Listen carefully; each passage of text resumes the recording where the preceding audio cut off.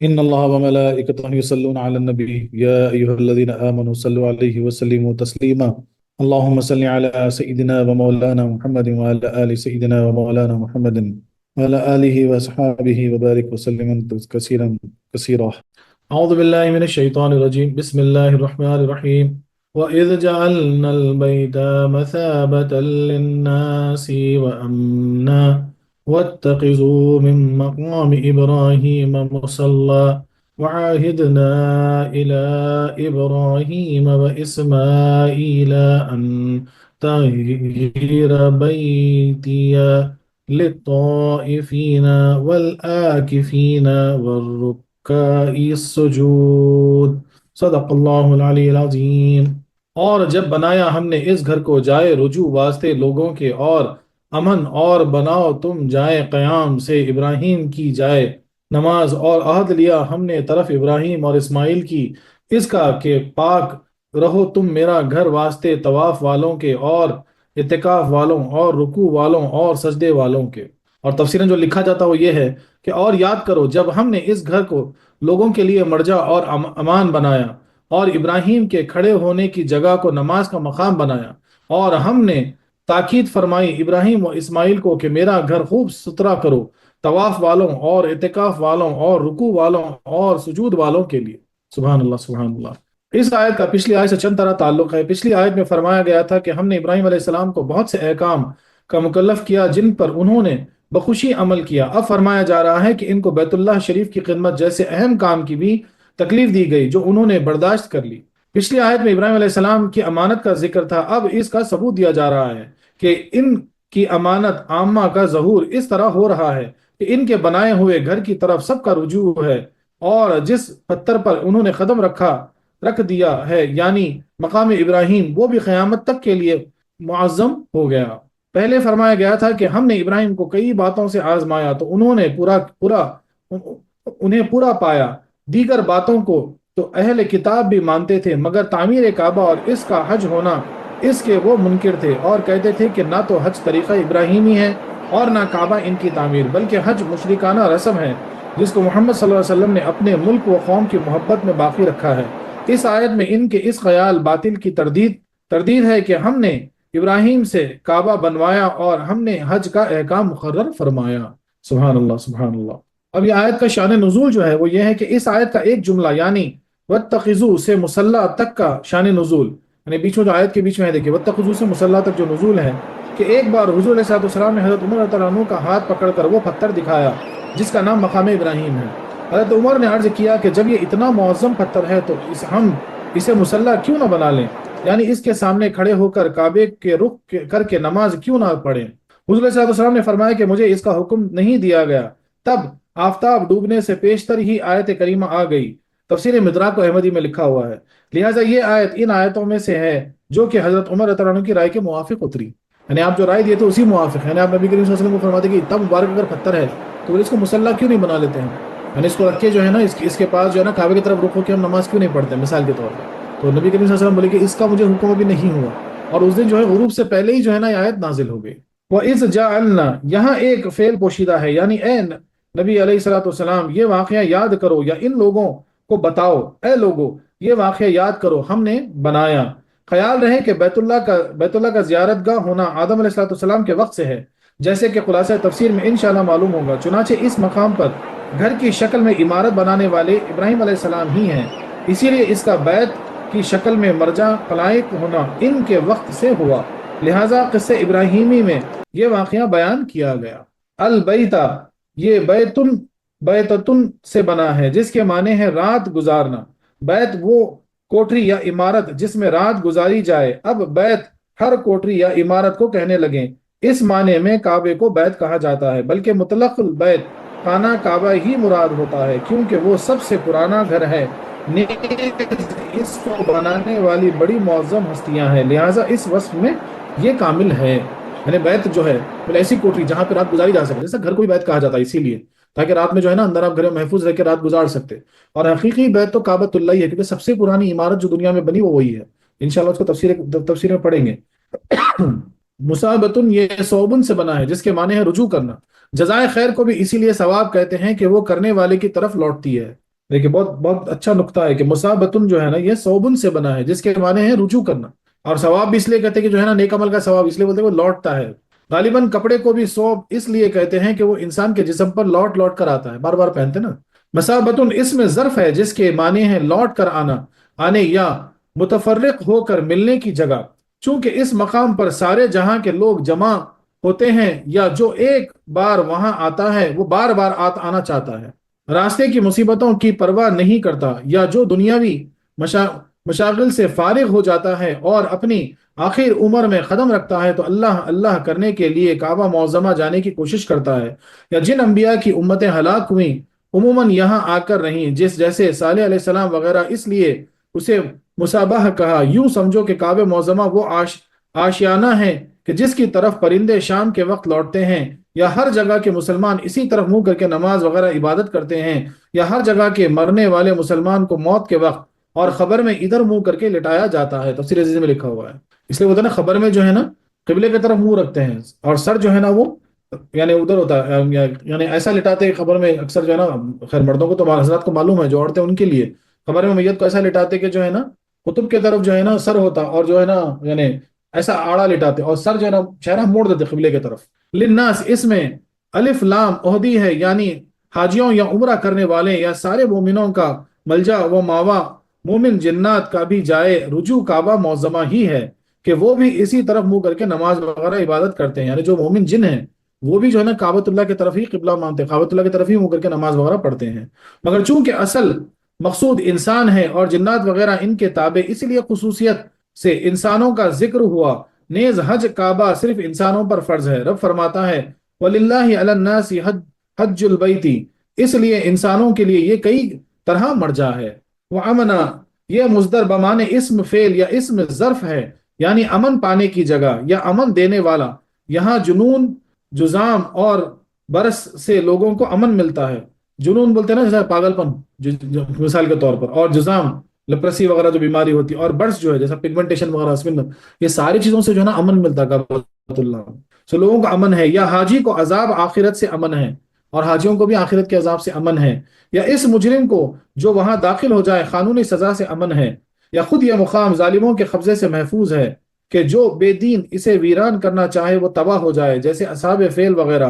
یہ جگہ شکار کو شکاری جانوروں اور انسانوں سے امن دینے والی ہے کہ اس مقام میں بھیڑیا اور شیر بھی ہرن پر حملہ نہیں کرتا۔ کعبۃ اللہ کی جو حدود ہے وہاں پہ جو ہے نا اگر کوئی یعنی ملزم بھی گھس جائے، یعنی کوئی بولتا ہے نا کوئی اگر جو ہے نا کرمنل بھی وہاں آ جائے تب بھی اس کو ڈائریکٹ وہاں سزا نہیں دے سکتے۔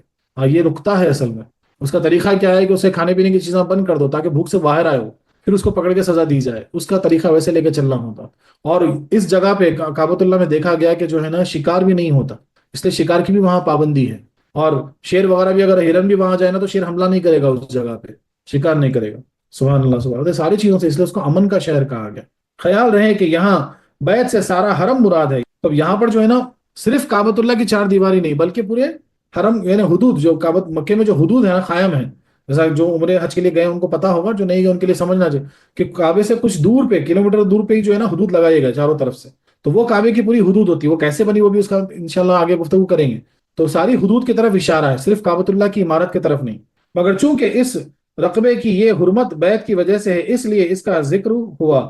دوسری جگہ فرمایا گیا ان جعلنا حرما آمینو واتخذوا، اس کی دو قراتیں ہیں کی فتح سے، یعنی لوگوں نے ہمارے الہام سے مقام ابراہیم کو مسلح بنا لیا۔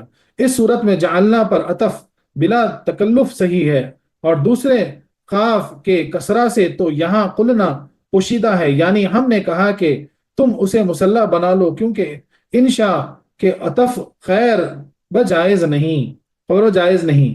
من مقام ابراہیم مقام قیام کی طرف ہے، یعنی کھڑے ہونے کی جگہ۔ اس کے شان نزول اور دیگر احادیث سے معلوم ہوتا ہے کہ مقام ابراہیم وہ پتھر ہے جس پر آپ نے کھڑے ہو کر عمارت کعبہ بنائی، اور پھر اسی پر کھڑے ہو کر سارے جہاں کو حج کے لیے پکارا۔ یعنی وہ پتھر کی طرف اشارہ ہے، یعنی اس کا پورا جو جز ہے وہ یہ ہے کہ اللہ تبارک و تعالیٰ نے اس کو نشانی بنانی چاہیے تو نشانی بن گیا، اور ایک طرف اشارہ ہے کہ اللہ تعالیٰ نے اس کو نشان بنانے کا حکم دیا تو پھر اس کو نشان بنا دیا گیا۔ بہرکہ وہ ایک پتھر ہے جس پر آپ ٹھہر کے کعبۃ اللہ کی عمارت کی ابراہیم علیہ السلام، اور پھر اسی پتھر پر ٹھہر کے جو ہے نا آپ سارے عالم میں جو ہے نا ندا کیے کہ بھائی سب حج کے لیے آؤ۔ ایک بار اس پر قدم رکھ کر اپنی बहू यानी इस्माइल अलैहिस्सलाम की बीवी से अपना सर धुलवाया, जैसा कि खुलासा तफसीर में मालूम होगा। मुसल्ला इसके यानी एक मरतबा ये भी कि इस पत्थर पे ठहर के आप जो है ना अपने बाल धुलवाए अपनी बहू से, इस्माइल अलैहिस्सलाम की जोजा से। इसके लफ्जी माने हैं कि जाए नमाज, मगर यहाँ मजाजन किबला मुराद है, जैसा कि एक रिवायत में है कि मेरी मस्जिद आखिर मसाजिद है। मस्जिद बमाने किबला, क्योंकि कोई भी इस पर खड़े होकर नमाज नहीं पढ़ता, बल्कि इमाम की तरह इसको सामने रखकर नमाज पढ़ते हैं। या मकाम इब्राहिम के मुसल्ला बनाने के ये माने हैं कि इसकी मुत्तसिल जमीन को जाए नमाज बनाओ, इसलिए यहाँ मिन फरमाया गया। यानी एक चीज समझना है आपको, अब मुसल्ला बनाए मतलब हम जैसे जानिमाज बिछा के नमाज उसके ऊपर पढ़ते, वो मुसल्ले की तरफ इशारा नहीं है। इसका मुसल्ले के माने ये है कि किबला, जैसा मिसाल के तौर पर किबला मतलब क्या है कि आपके घर की वेस्ट की दीवार को किबला नहीं बोलते आप, हाँ, लेकिन उस डायरेक्शन आप क्या कहते हैं, डायरेक्शन को किबला मानते हैं। उसी तरह मुसल्ला के माने क्या होते हैं मालूम है? ये माने ये निकलते कि भाई अब उस जगह को, उस पत्थर को, उस जमीन को जो है ना जाए नमाज बना दिया गया, तो उसके लिए उसको सामने रखे, किबला भी सामने होता है, इमाम और मुक्तदी सब पीछे ठहर के नमाज पढ़ते। बोले वैसे ही जो है ना मकाम इब्राहिम, जैसा मक्के में आप जाएंगे तो आपको पता चलेगा कि पत्थर मकाम इब्राहिम रखा हुआ है और उसके पीछे सब नमाज पढ़ते, उसके अतराफ जो है ना दो नफिल नमाज अदा करते। वह अहदना इला इब्राहिम व इस्माइला, अहद के लफ्जी माने वादे के हैं, मगर यहाँ ताकीदी हुक्म मुराद है, यानी हमने इब्राहिम और इस्माइल अलैहिस्सलाम दोनों को ताकीदी हुक्म दिया।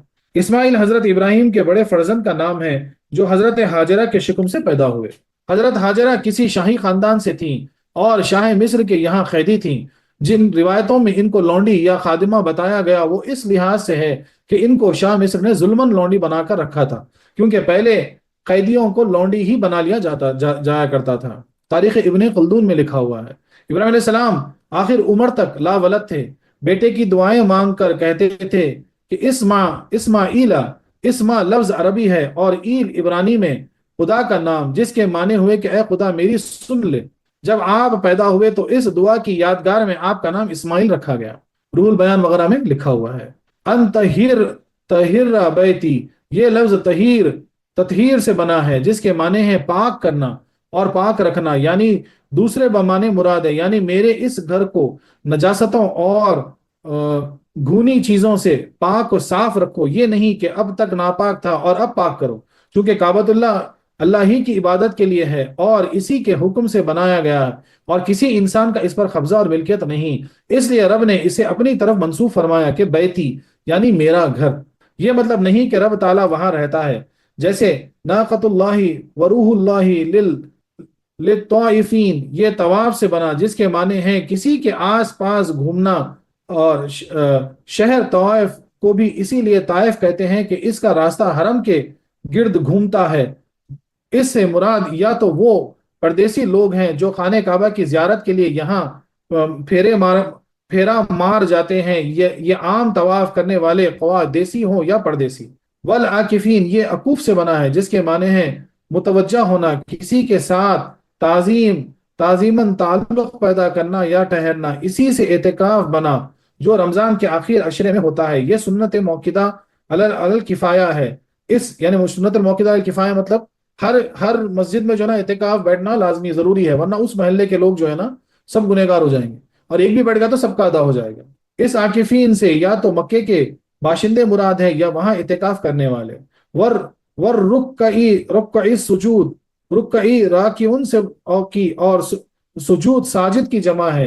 इससे मुराद है नमाजी लोग, यानी हमारे घर को तवाफ करने वाले और इतिकाफ करने वालों और नमाजियों के लिए पाक को साफ रखो, जिससे मालूम हुआ कि वहां इबादत के सिवा कोई दुनियावी काम जायज नहीं।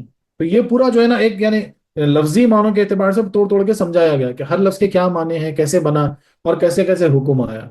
खुलासा तफसीर यह है कि ए नबी सल्लल्लाहु अलैहि वसल्लम, इनको ये भी याद दिला दो कि हमने इस मुबारक घर को हमेशा से लोगों की जियारत गाह और मुकाम सवाब बनाया है, कि हमेशा से लोग यहाँ जमा होते हैं और भिखारी सवाब से अपना दामन मुराद भर ले जाते हैं और हर मुसीबत में इसी की तरफ रुजू करते हैं। चूंकि ये लोग के इज्तिमा की जगह थी, इसीलिए हमने यहाँ अमन रखा कि ना तो कोई मुसाफिर लौटाया जाए या मारा जाए, और ना यहाँ आम वबाई अमराज फैलें, और ना जानवरों को तकलीफ व ईजा पहुंचे, और ना उसे कोई वीरान और बर्बाद कर सके, क्योंकि ये चीजें इज्तिमा को तोड़ने वाली हैं। और चूंकि यहाँ वो पत्थर भी है जिस पर खड़े होकर हजरत खलील ने काबा जलील बनाया, और इस पत्थर को हजरत खलील की पाबूसी का शर्फ हासिल हुआ, लिहाजा हमने इसकी इतनी अजमत बढ़ाई کہ اس کو لوگوں کا قبلہ گاہ قرار دے دیا، اور حکم دیا کہ اس گھر کے طواف کر کے گھر بنانے والے کے قیام گاہ کے سامنے سر جھکا کر نفلیں پڑھنا۔ اور یہ آج کی بات نہیں بلکہ ابراہیم علیہ السلام و اسماعیل علیہ السلام کو بھی حکم دیا کہ میرے اس گھر کو گندگیوں یعنی پیشاب یا پخانے وغیرہ اور گونی چیزوں، تھوک، خون، کوڑا وغیرہ سے پاک و صاف رکھنا، تاکہ اس میں طواف کرنے والے اور اعتکاف کرنے اور نماز پڑھنے والے آسانی سے بے تکلف یہ عبادات ادا کر سکے، کیونکہ یہ جگہ ان لوگوں کے واسطے ہے۔ سبحان اللہ سبحان اللہ، یعنی ایک جز میں پوری چیز سمجھا دی گئی۔ اسی لیے جو ہے نا نقطہ ملتا کہ مسجدوں میں جو ہے نا، اس لیے دیکھو استنجا خانے یا ٹوائلٹس وغیرہ جو ہے نا مسجد کے باہر بناتے، جو مین عمارت رہتی ہے نا اس کے باہر رہتے، وضو خانے بھی جو ہے نا مسجد کی عمارت کے باہر رہتے، اس وجہ سے کہ مسجد میں جو ہے نا تھوکنا یا پیشاب کرنا یا پیخانہ کرنا یہ سب جو ہے نا ممانعت ہے، نہیں کر سکتے، اللہ کا گھر بول دیا نا۔ اس وجہ سے جو ہے نا وضو خانے ٹوائلٹس وغیرہ دیکھو مسجد کی عمارت کے پورے باہر بناتے، وہ نقطہ ہے وہاں، اس کو سمجھنا ہے۔ اور یہ اب سے نہیں، جب کعبۃ اللہ پہلی مرتبہ جب بنا ابراہیم علیہ السلام بناتے جب سے جو ہے نا اس کا حکم ہے۔ سبحان اللہ۔ اب دیکھیے خانہ کعبہ کی تاریخ، اس کو غور سے سنیں کہ تاریخ آپ کو پتہ چلے گی۔ تاریخ بن عساکر اور تاریخ ازرقی، تفسیر عزیزی وغیرہ نے نقل کیا کہ جب حضرت آدم علیہ السلام بہشت سے زمین پر تشریف لائے تو بارگاہ الہی میں عرض کیا کہ خدایا، میں یہاں نہ تو ملائکہ کی تسبیح و تکبیر سنتا ہوں اور نہ کوئی عبادت گاہ دیکھتا ہوں۔ تو کب کی بات ہے؟ جب آدم علیہ السلام کو جنت سے نکالا گیا، آپ زمین پہ آ گئے، تب آدم علیہ السلام نے اللہ تعالیٰ سے عرض کیا کہ یا اللہ، بولے میں وہاں تھا جنت میں تو فرشتوں کی تسبیح سنا کرتا تھا، انہیں بیت المعمور دیکھا کرتا تھا، جیسے کیسے فرشتے اس کے اطراف جو ہے نا طواف کرتے ہیں۔ تو بولے میں جب سے زمین پہ لایا گیا، بولے میں نہ ان کی تسبیح سن سک رہا ہوں، نہ میں کوئی یہاں گھر دیکھتا ہوں تیرا، جیسا کہ آسمان میں بیت المعمور کو دیکھا کرتا تھا جس کے ارد گرد ملائکہ طواف کرتے تھے۔ تو اصل میں جس جہاں پر کعبۃ اللہ ہے بالکل ویسے ہی جو ہے نا عرش پہ جو ہے نا بیت المعمور کی عمارت ہے۔ بیت المعمور بولے ایسی جگہ ہے جہاں پر فرشتے، جیسے ہم کعبہ کے طواف کرتے ہیں ہمیشہ، اسی طرح فرشتے ہمیشہ بیت المعمور کے طواف میں ہیں۔ جواب الہی آیا کہ جاؤ، جہاں ہم نشانی بتائے وہاں کعبہ بنا کر اس کے ارد گرد طواف بھی کر لو۔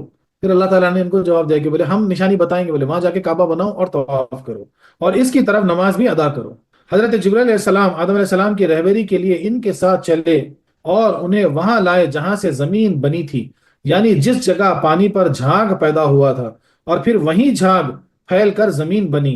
یعنی اب یہاں پر ایک نقطہ آپ کو سمجھنا ہے کہ زمین میں جو تھا نا پہلے زمین پورا پانی تھا سب سے پہلے، پھر جہاں پر آج کعبہ ہے وہاں پر پانی کے اوپر جو ہے نا جھاگ آیا، وہ جھاگ سے جو ہے نا زمین بنی اور اس کو پوری زمین پھیلا دی گئی دنیا میں۔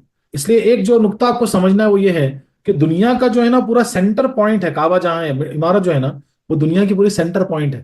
سبحان اللہ سبحان اللہ، ساری دنیا کا وہ ایک دم نقطہ سینٹر پوائنٹ ہے وہ، اور وہیں سے جو ہے نا زمین پوری پھیلی۔ اس کا پورا واقعہ انشاءاللہ ان اول بیت میں جو ہے نا انشاءاللہ وہ بھی پڑھیں گے۔ حضرت جبرائیل نے وہاں اپنا پر مار کر 7ویں زمین تک بنیاد ڈال دی، جس کو ملائکہ نے 5 پہاڑوں کے پتھروں سے بھرا۔ جبرائیل علیہ السلام کیا کہ اپنے پر سے جو ہے نا اس کو کھودتی اور اس کو جو کھودے اس کا جو گڑھا ہوا نا وہ 7ویں زمین تک ہوا، اور وہاں سے اس کے پائے ڈالے گئے، فرشتوں نے اس کے پائے ڈالے۔ اور یہ پتھر جو فرشتے لائے نا وہ 5 پہاڑوں سے لائے، آپ کو اس کا نالج رکھنا ضروری ہے۔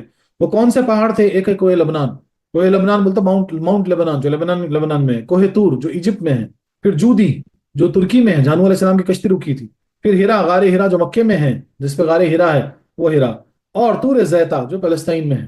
یہ 5 پہاڑوں سے جو ہے نا پتھر لا کے بنیاد ڈالی گئی، 7ویں زمین سے بنیاد ہے کعبے کی۔ بنیاد بھر کر نشان کے لیے چاروں طرف کی دیواریں اٹھا دی، اس طرف آدم علیہ السلام نماز پڑھتے رہے اور اس کا طواف بھی کرتے رہے۔ یعنی وہ کیسا تھا کہ بنیاد ڈالے اور دیوار اٹھا دی، بس چھت نہیں تھا، آدم علیہ السلام نے چھت نہیں بنائے تھے، دیواریں اٹھا دی اور اس کے اطراف آپ ہمیشہ جو ہے نا طواف کرتے تھے، نماز پڑھا کرتے تھے۔ بعض روایت میں آیا ہے کہ خود بیت المعمور اتار کر اس بنیاد پر رکھ دیا گیا۔ ایک روایت میں یہ بھی آتا کہ آدم علیہ السلام کے زمانے میں جو ہے نا عمارت نہیں بنی تھی، بنیاد ڈال دی گئی اور بیت المعمور کو لا کے رکھ دیا گیا تھا، اور وہاں پہ آدم علیہ السلام جو ہے نا طواف کیا کرتے تھے، نماز پڑھا کرتے تھے، فرشتے بھی طواف کیا کرتے تھے۔ گویا بنیاد دنیاوی پتھروں کی رہی اور عمارت بیت المعمور کی۔ طوفان نوح تک کعبہ اسی حال میں رہا۔ اس طوفان کے وقت وہ عمارت تو آسمان پر اٹھا لی گئی اور یہ کعبے کی جگہ اونچے ٹیلے، یعنی بولتے نا جب طوفان نوح آیا پورا پانی بھر گیا تو وہ عمارت جو ہے نا آسمان پہ اٹھا لی گئی بیت المعمور، اور بس یہاں پہ جو ہے نا ایک پہاڑ بن گیا، مٹی کا ٹیلا بولتے نا، ایسا پہاڑ کے ساتھ بن گیا رہ گئی، مگر لوگ برابر برکت کے لیے یہاں آتے تھے اور آ کر دعائیں مانگتے تھے۔ لیکن لوگوں کو جو ہے نا ایک عقیدہ جڑ گیا، حالانکہ تھا تو مٹی کا ٹیلا، لیکن لوگ وہاں پہ جیسا کہ لوگ دعائیں مانگتے نا دعائیں قبول ہو جاتی، برکت طلب کرتے برکت مل جاتی، اس لیے لوگ وہاں آیا کرتے تھے۔ پھر ابراہیم علیہ السلام کے زمانے تک کعبہ اسی حال میں رہا۔ جب حضرت اسماعیل و ہاجرہ اس میدان میں آ کر ٹھہرے اور ان کی وجہ سے یہاں کچھ آبادی ہو گئی جس کا ذکر اگلی آیت میں آئے گا انشاءاللہ، وہ بھی پڑھیں گے کہ کیسا آباد ہوا۔ اکثر واقعہ سنتے نا، بی بی ہاجرہ اسماعیل علیہ السلام کو ابراہیم علیہ السلام چھوڑ کے چلے گئے تھے وہاں پر، بولے پھر وہاں پر ہوا کہ آبادی کیسے بنی، وہ پورا جو ہے نا انشاءاللہ آگے پڑھیں گے۔ تب حضرت ہاجرہ کے انتقال کے بعد حضرت ابراہیم کو حکم ہوا کہ آپ اسماعیل کو ساتھ لے کر یہاں عمارت بنائیں۔ اس کی نشانی اس طرح قائم فرمائی کہ ایک بادل کا ٹکڑا بھیجا گیا۔ اب ابراہیم علیہ السلام کو کیسا رہبری ہوئی؟ آدم علیہ السلام کو تو جبرائیل علیہ السلام آ کے بتا دیے تھے اور بنیاد بھی ڈال کے گئے تھے فرشتے سب۔ یہاں پر کیا ابراہیم علیہ السلام اور اسماعیل علیہ السلام کو جب حکم ہوا تو نشاندہی کیسے ہوئی کہ ایک بادل کا ٹکڑا بھیجا گیا آسمان پہ، تاکہ اس کے سائے سے کعبہ کی حد مقرر کر لی جائے۔ تو اس کا جو سایہ پڑا نا وہ بالکل جو کعبے کی حد ہے نا وہ اعتبار سے پڑا، تاکہ اس کو دیکھ کے جو ہے نا بنا لیں۔ حضرت جبرائیل نے اس سایے کی مقدار خط کھینچا اور ابراہیم علیہ السلام سے اس خط پر یہاں تک زمین کھودی کہ بنیاد حضرت آدم نمودار ہو گئی اور اس بنیاد پر عمارت بنائی۔ تو ویسے جو ہے نا جو آیا پھر ابر جو بتا کے گیا سائے سے جو ہے نا اس حدود بدل، اس حدود پہ جو ہے نا جبرائیل علیہ السلام پھر اس کو کھود دیے، پھر وہ آدم علیہ السلام کی بنیادیں جو ہے نا ظاہر ہوئی، پھر وہاں سے ابراہیم علیہ السلام اسماعیل علیہ السلام مل کے جو ہے نا اس عمارت کی تعمیر کی ہے۔ اس کی مقدار یہ ہے کہ بلندی 9 ہاتھ، اس وقت جو بنائے تھے آپ کیا تھی بلندی؟ 9 ہاتھ تھی صرف، اور رکن اسود سے رکن شامی تک کی دیوار 33 ہاتھ۔ رکن اسود مطلب جہاں پہ ہجر اسود لگا ہوا ہے اس کو رکن اسود کہا جاتا، اور رکن شامی جو ہے نا وہ بالکل جو ہے نا اس کا اپوزٹ، اس کو رکن شامی کہتے ہیں، یعنی ہجر اسود کا ڈائیگنل اپوزٹ والا، اس کے ساتھ والا نہیں، اپوزٹ والا 33 ہاتھ، اور رکن شامی سے رکن عربی تک دیوار 32 ہاتھ، بالکل اس کے اپوزٹ سائڈ، جس کو رکن یمنی بھی کہا جاتا ہے، اور رکن عربی سے رکن یمنی تک 31 ہاتھ، اور رکن یمنی سے پھر رکن اسود تک 20 ہاتھ۔ لہٰذا اس وقت یہ کعبہ مستطیل کی شکل میں تھا، بولتے ریکٹینگل، ایسی شکل میں تھا کہ ریکٹینگل شکل میں تھا، یعنی دو طرف جو ہے نا، یعنی 2 لینتھ بڑی ہوئی اور 2 بریڈ جو ہے نا تھوڑی چھوٹی ہوئی، جس کا طول عرض زیادہ اور طول کی شرقی یعنی بولتے ہیں نا ایسٹ کے طرف غربی دیواروں میں ایک غیر محسوس سا فرق، اس کا دروازہ زمین سے ملا ہوا تھا۔ تو یعنی بولتے ہیں نا کہ اس کا جو یعنی لینتھ جو ہے وہ زیادہ تھی، کس سے؟ عرض سے، یعنی بریڈ سے، اور جو ہے نا تھوڑے طرف یعنی ایک طرف جو ہے نا ایسا کو نکل یعنی تھوڑا ایسا ملا ہوا، یعنی ایک طرف بڑا ہوا اور ایک طرف ملا ہوا، ایسا دکھتا تھا، اور اس کا دروازہ جو تھا نا زمین سے ملا ہوا تھا، جس میں کوڑا وغیرہ نہ تھا، جس کی شکل یہ ہے کچھ دنوں بعد یعنی اس میں جو ہے نا لاک وغیرہ نہیں تھا، کوئی کھٹکا وغیرہ نہیں تھا، دروازہ یعنی خالی دروازے کو بنا دیا گیا تھا۔ دنوں بعد طب حمرانی نے اس میں دروازے میں کوڑ، زنجیر اور قفل لگائے، یعنی آپ دروازہ لگائے تھے لیکن اس میں زنجیر، قفل اور کوڑا وغیرہ جو بولتے ہیں نا لاک وغیرہ، وہ سب جو ہے نا بعد میں لگائے۔ وہ لگانے والے کون تھے؟ طب حمرانی، طبیہ حمیری نام کے شخص نے لگائی۔ یہ بھی خیال رہے کہ ابراہیم علیہ السلام نے خانہ کعبہ کے اندر داہنی جانب ایک تغار سا بنایا تھا جو مثل خزانہ کے تھا کہ کعبے کے لیے جو نذرانے تحفے آئے اس میں رکھ دیے جائیں۔ تو اندر جو ہے نا آپ ایک غار یعنی غار کی طرح خزانے کی طرح بنائے تھے، تو جو بھی نذرانے کعبے وغیرہ کے لیے آتے تھے نا وہاں رکھ دیا جائے، سیدھی سائڈ رائٹ سائڈ پہ۔ اس کے دروازے 2 تھے، ایک داخل ہونے کا اور دوسرا نکلنے کا۔ تو آپ کو یہ بھی نقطہ خیال میں رکھنا ہے کہ ابراہیم علیہ السلام جو بنائے تھے نا اس میں 2 دروازے تھے، ایک جانے کے لیے ایک نکلنے کے لیے۔ تو لوگ اکثر وہاں جایا کرتے تھے، کعبے کے اندر جا کے دوسرے دروازے سے نکل جاتے تھے۔ کعبے کے بنانے والے خلیل تھے اور ان کو گارا اور پتھر اٹھا کر دینے والے اسماعیل علیہ السلام، اور اس عمارت میں 3 پہاڑوں کے پتھر لگائے گئے۔ بنیاد کے تو سن لیے باپ، اب جو دیواروں میں جو پتھر لگائے گئے نا وہ بھی 3 پہاڑوں سے لائے گئے۔ وہ کون سے تھے؟ ایک ابو قبیس جو مکے میں ہے، آج بھی ہے، حرم کے قریب جو ہے نا اونچا جو پہاڑ دیتا ہے وہ ابو قبیس ہے، اور ایک ہے ہیرا جہاں پہ غار ہیرا ہے مثال کے طور پہ، اور ایک ہے کوہ ورخان جو مدینے کے راستے پر جو پہاڑ ہے وہ کوہ ورخان۔ تو ان 3 پہاڑوں سے جو ہے نا پتھر لائے گئے۔ ابراہیم علیہ السلام سے پہلے کسی نے یہاں عمارت نہ بنائی تھی، مگر آپ کے بعد کئی دفعہ اس کی تعمیر و مرمت ہوئی۔ چنانچہ ایک دفعہ قبیلے عمالقہ اور جرہم نے اسے بنایا تھا۔ تو بعد میں ابراہیم علیہ السلام کی تعمیر کے بعد بھی جو ہے نا قبیلے کے 2 قبیلے کے لوگ، قبیلے یعنی عمالقہ اور جرہم کر کے 2 قبیلے تو یمن سے جو آ کے بس گئے تھے، وہ لوگوں نے اس کی مرمت کی تھی۔ پھر دوبارہ قسی ابن کلاب نے اس کی تعمیر کی، جس میں چھت درخت مقل کی لکڑی کی بنائی، جس پر بجائے تخنوں کے خرمے کی لکڑی ڈالی۔ تو پہلی بار جو چھت جو بنائے کعبۃ اللہ پہ، گول گول لکڑیاں جو رکھتے گئے نا، وہ ویسے لکڑیاں رکھ کے چھت بنائے۔ وہ بنانے والے کون تھے؟ تو وہ تھے قسی ابن کلاب کر کے۔ حضور علیہ السلام کی عمر شریف 25 سال کی تھی، تو پھر قریش کو اس کی تعمیر کرنی پڑی۔ جب نبی کریم صلی اللہ علیہ وسلم 25 سال کے تھے اس وقت قریش بھی جو ہے نا بنی، یعنی قریش کے جو قبیلے تھے وہ لوگ بھی جو ہے نا اس کی تعمیر کی۔ وجہ اس کی یہ ہوئی کہ ایک عورت وہاں خوشبو سلگاتی تھی، ایک بار اچانک اس سے شعلہ اٹھا اور چھت جل گئی۔ اس سے پہلے سیلاب وغیرہ سے کعبے کی دیواریں بھی پھٹ چکی تھی، لہٰذا سرداران قریش نے جمع ہو کر ولید ابن مغیرہ کو امیر عمارت مقرر کیا اور کعبے کو منہدم کر کے دوبارہ بنایا، مگر آپس میں یہ طے کیا کہ اس میں مال حلال حلال ہی خرچ ہوگا۔ چونکہ اس وقت اکثر مالدار سود خور تھے، اس لیے مال حلال بہت کم جمع ہوا۔ اس کمی مال کی وجہ سے انہوں نے عمارت چھوٹی کر دی اور چند فرق بھی کر دیے۔ اول یہ کہ تعمیر ابراہیمی سے چند گز زمین چھوڑ کر اسے حتیم قرار دیا۔ تو اب ہوا کیا معلوم ہے، جب قریش کے زمانے میں جب نبی کریم صلی اللہ علیہ وسلم 25 سال کے تھے، اس وقت جو ہے نا اندر کعبے کے اندر یہ بت ہوا کرتے تھے، اور ایک عورت تھی جو ہے نا خوشبو سلگاتی تھی۔ تو جب وہ خود سلگائی تو آگ ایک دم بھڑکا شعلہ اور چھت جل گئی، اور بارش وغیرہ سے بھی جو ہے نا دیواروں میں دراریں وغیرہ پڑ گئی تھی۔ تو قریش کے سردار سب مل کے جو ہے نا ڈیسائیڈ کرے کہ بھئی اس کو کعبے کو ہم پھر سے بناتے ہیں۔ لیکن اب یہ بھی طے ہو پایا کہ جو ہے نا اس میں حلال پیسے لگیں گے پورے، اور کیونکہ اس وقت سب جو ہے نا سود وغیرہ کے کاروبار میں لگے ہوئے تھے، تو حلال پیسے بہت کم جمع ہو، جس وجہ سے جو اصل عمارت جو تھی نا بڑی، ابراہیم علیہ السلام جو بنائے تھے، اس سے لوگوں نے اس کو چھوٹی کر دی۔ تو آپ جو دیکھتے ہیں نا کعبے میں جو راؤنڈ حتیم کا جو ایریا ہے، راؤنڈ، دراصل وہ کعبے کے اندر کا ایریا ہے۔ کعبہ پورا وہ حتیم کو ملا کر کعبے کی عمارت تھی، جو ابراہیم علیہ السلام کی بنیاد تھی۔ تو اسی لیے جو ہے نا ماشاءاللہ ماشاءاللہ جو لوگ کعبے میں گئے، جو حاتم میں جا کے 2 رکعت پڑھ کے آتے ہیں، وہ ایسا ہی ہے کہ کعبے کے اندر جا کے آئے۔ یہ ہر کسی کو معلوم نہیں ہے نقطہ، جس میں اب بھی کعبے کا پرنالہ گرتا ہے۔ کعبے کا پرنالہ جو پانی گرتا ہے نا، اس کو حتیم کہتے ہیں۔ دوسرے یہ کہ بجائے دو کے ایک ہی دروازہ رکھا، تو قریش نے کیا کہ 2 دروازے ہٹا کے ایک دروازہ کر دیا، اور وہ بھی زمین سے خوب اونچا، تاکہ جسے چاہے جانے دیں اور جسے چاہے نہ جانے دیں۔ تو کیونکہ کنٹرول کرنا تھا ان کو، تو کیا کریں، دروازہ اونچا لگایا بہت، اور دروازہ ایک ہی کر دیا، بولے جس کو چاہے جانے دیں، جس کو چاہے روک دیں۔ تیسرا یہ کہ خانہ کعبہ کے اندر لکڑی کی ستونوں کی 2 صفینیں بنائیں، ہر صف میں 3 3 ستون، یہ اندر لکڑی کے جو ہے نا لکڑی کے پولز لگا دیے، پلرز۔ چوتھا یہ کہ اس کی بلندی دگنی کر دی، یعنی پہلے 9 ہاتھ تھی، اب 18 ہاتھ۔ قریش جب بنائے تو اس کی اونچائی جو ہے نا 18 ہاتھ ہو گئی۔ پانچویں یہ کہ خانہ کعبہ کے اندر رکن شامی کے قریب ایک زینہ بنایا جس سے چھت پر چڑھ سکیں، اور اب کعبے کی شکل یہ ہو گئی۔ تو اب جو ہے نا اس کے بعد لوگ کیا کہ حتیم کو ملا کے، اب جو آپ پکچر دیکھتے فوٹو جو بھی دیکھتے آپ، یہ قریش کی تعمیر ہی ہے، قریش جیسا بنائے تھے نا ویسی ہی ہے، اندر اوپر چڑھنے کی جگہ بھی ہے ویسی ہی ہے۔ حضرت عائشہ صدیقہ فرماتی ہیں کہ ایک بار مجھے حضور علیہ الصلوۃ والسلام نے کعبے کے متصل زمین میں بنیاد ابراہیمی کھول کر دکھائی، جس میں اونٹ کی کوہان کی شکل کے پتھر لگے ہوئے تھے، بولتے نہیں صاحب ایسے راؤنڈ راؤنڈ بڑے پتھر، سرکار آپ کو بی بی عائشہ کو دکھائے، اور فرمایا کہ اے عائشہ، قریش نے روپے کی کمی کی وجہ سے یہ بنیاد ابراہیمی کا کچھ حصہ چھوڑ دیا۔ ابھی لوگ نو مسلم ہیں، اگر ان کے بھٹک جانے کا اندیشہ نہ ہوتا تو میں موجودہ کعبے کو منہدم کر کے بنیاد ابراہیم پر مکمل بناتے۔ پھر اسلام میں عائشہ صدیقہ رضی اللہ عنہ کی روایت کی وجہ سے تو نبی کریم صلی اللہ علیہ وسلم ایک مرتبہ بھی عائشہ رضی اللہ عنہ کو جو ہے نا بتائیں مقام ابراہیم کے، یعنی ابراہیم علیہ السلام کی جو بنیادیں تھی نا وہ کھود کے دکھائے، اور بولے کہ قریش جو ہے نا پیسے کی کمی کی وجہ سے عمارت کو چھوٹا کر دیا۔ بولے ابھی جو ہے نا اسلام کیونکہ نیا نیا ہے، مسلمان لوگ نئے نئے ہیں، بولے ایسا نہ ہو کہ بھٹک جائیں، اس لیے میں جو ہے نا توڑتا نہیں، ورنہ جو ہے نا کعبے کو گرا کے میں پھر سے کعبہ بناتا۔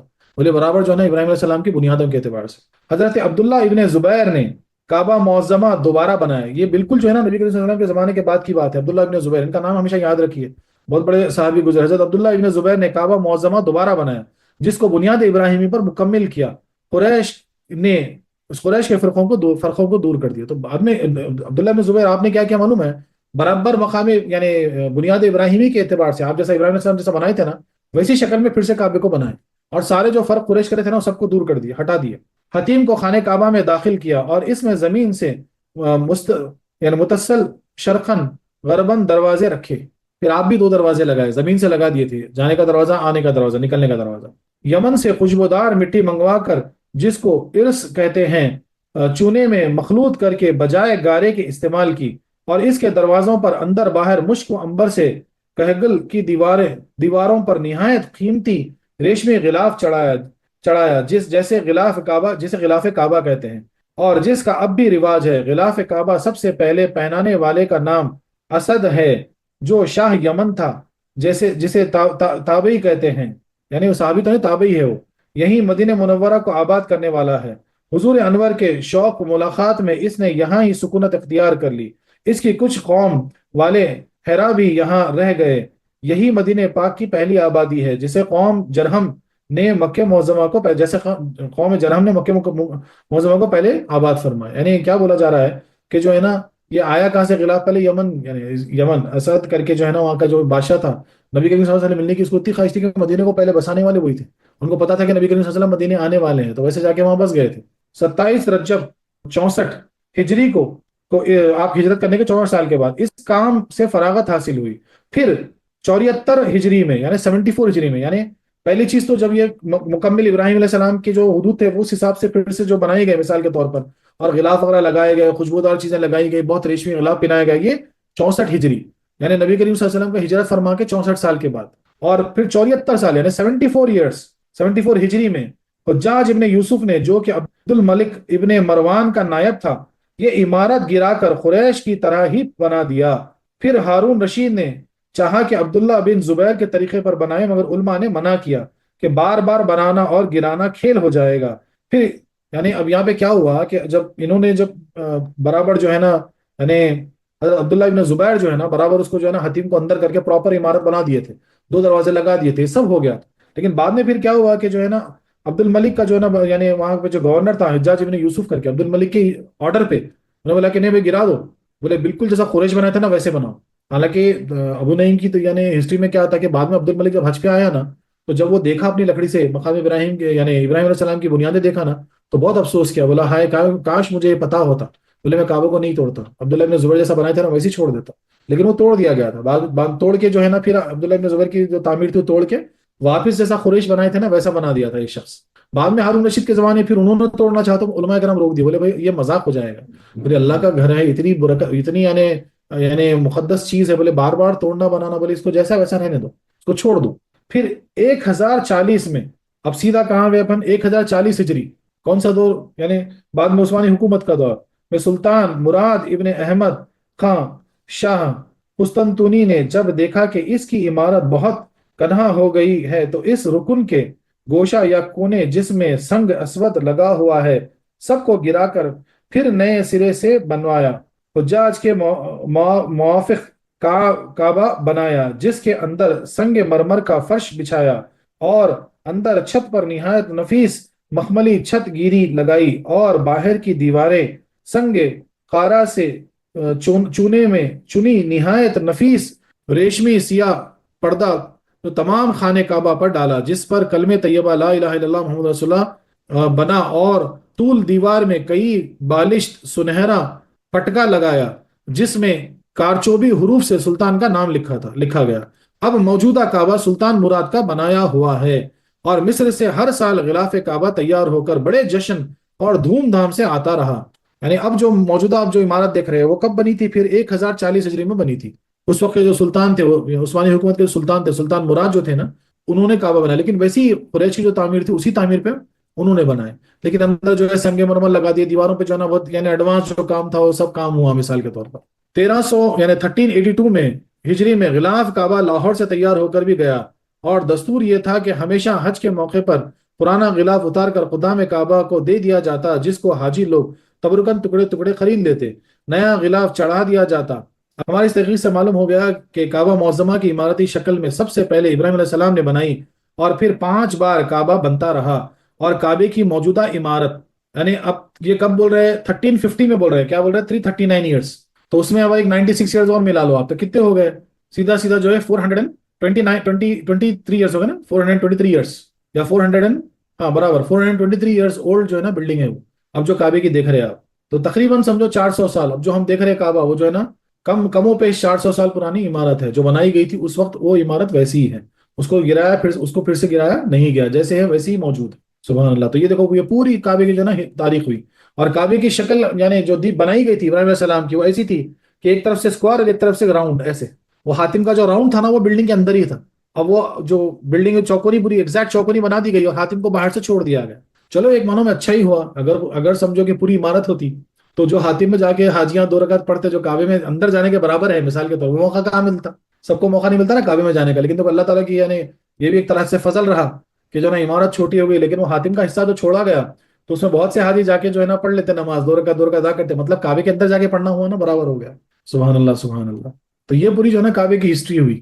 5 دفعے اب تک یہ بنا ہے، اور بھی جو ہے نا کئی مرتبہ مرمت تو کئی مرتبہ ہوئی ہے اس کی. بہت سارے جو ہے نا قبیلے، بہت سارے لوگ جو ہے نا اس عمارت کی مرمت، لیکن پوری جو گرا کے جو بنایا گیا نا وہ اس کا یہ ہسٹری جو ملتی ہے 5 دفعے کی ہسٹری ملتی. انشاءاللہ سیرت النبی پڑھیں گے تو اس میں اور تفصیل سمجھائیں گے آپ کہ کیسا کیسا ہوا، کیا کیا ہوا، وہ جو مسئلے مسائل جو ہوئے تھے وہ ساری چیزیں ہیں اس کے اندر.